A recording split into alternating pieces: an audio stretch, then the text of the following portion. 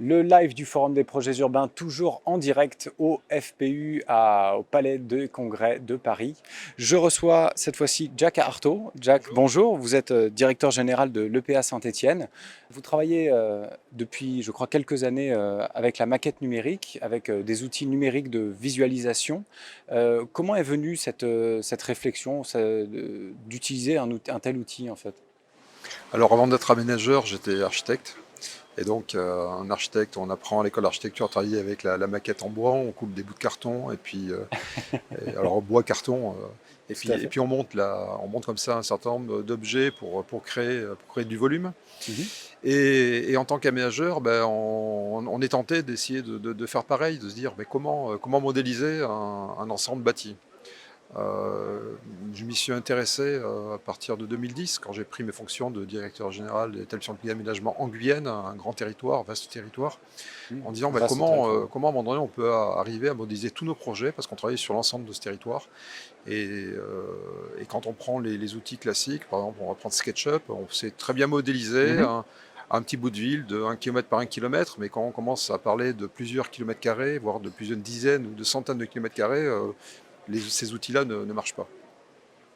Et donc en cherchant ben, dans les différentes technologies, j'ai rapidement été séduit par un groupe français, Bionatics, qui développait ben, une capacité de travail d'abord sur une grande échelle, Mhm. et puis aussi avec un système intelligent derrière. D'ailleurs, quand je parle de système intelligent, c'est un système relié avec l'information géographique, un système d'information géographique. Et donc, D'accord. toutes les collectivités, tous les EPA possèdent des systèmes d'information géographique, donc des données géolocalisées de leurs opérations et comment bah, valoriser tout ça. Et cette réflexion, est-ce que vous l'avez portée, donc bon, on parlait de Guyane, on va rattraper un petit peu pour arriver jusqu'à Saint-Étienne. Euh, à l'échelle de cette ville-là, quelles ont été les premières applications que vous avez pu utiliser là, sur cet outil? Alors, je parlais de la Guyane parce que globalement, tout ce que j'ai pu faire en Guyane, Vous l'avez je l'ai rapatrié. rapatrié sur Saint-Étienne et on est D'accord. parti, on n'est pas parti de rien, notamment sur la question de la visualisation. Souvent, on va avoir une maquette qui soit réaliste. Et si on veut avoir une maquette réaliste, aujourd'hui on va sur Google, et puis Google nous offre des choses qui sont superbes, mais avec des moyens qui sont difficilement mobilisables à l'échelle À l'échelle d'une ville d'un ou aménageur, même. d'une ville. Euh, et je parle effectivement de cette expérience d'architecte, hein, et en fait on est parti du principe qu'il fallait avoir une maquette blanche, Mhm. non pas une maquette réaliste, mais une maquette blanche qui représente les volumes et dans lequel on allait insérer plutôt des objets un peu travaillés, qui étaient des objets qu'on veut présenter et mettre en valeur. Voilà, c'était le premier élément. Et quand je suis arrivé donc à Saint-Étienne, il y avait une maquette numérique qui existait, mais une maquette numérique qui avait été faite avec un autre type de technologie, qui était plus la technologie issue euh, du monde de la vidéo, où en fait simplement un drapage qui est fait sur une forme Oui, d'accord. et qui permet derrière de visualiser. Donc c'est Mhm. pas du tout la même technologie, et l'avantage de ce drapage, c'est Moins de- on peut avoir quelque chose qui soit relativement réaliste, mais par Assez contre rapidement, en pas plus. forcément, non justement, Ah, pas forcément non, rapidement en non, plus.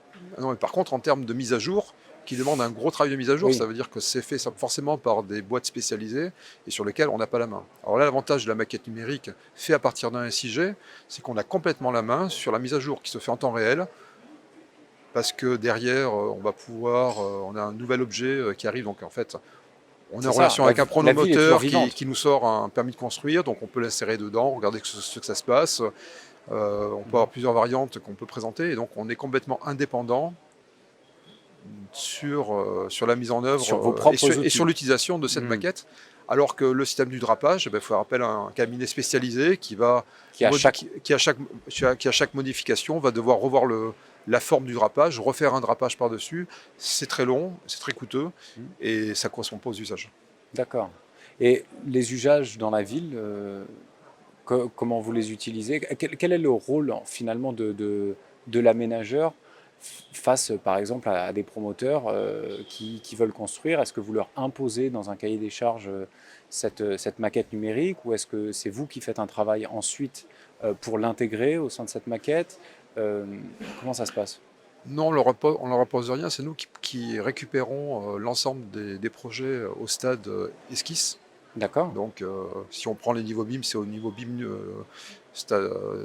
niveau 1 ou stade Niveau 1, développement, voilà, avec conception, c'est ça. BIM conception. BIM conception, donc où il y a très peu de détails, pour pas justement non plus surcharger une maquette numérique sinon qui grossirait de manière exponentielle et serait difficilement exploitable. Donc, Mhm. et qui nous permet de visualiser le projet. Donc, en fait, il y a plusieurs usages. Le premier usage, c'est de pouvoir tester. Donc, on a un projet pour pouvoir tester des variantes.